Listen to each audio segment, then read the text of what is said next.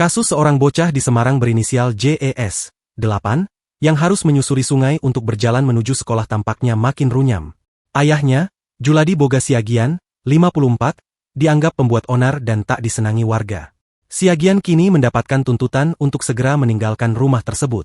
Di balik viralnya kasus JES yang kesulitan pergi ke sekolah akibat rumah orang tuanya ditutup pagar seng, kini memunculkan konflik yang semakin meruncing.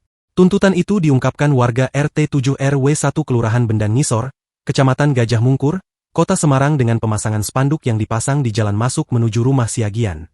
Spanduk warna kuning bergaris merah itu bertuliskan, warga RT 07 RW 01 Kelurahan Bendan Ngisor menolak warga atas nama Juladi Boga Siagian.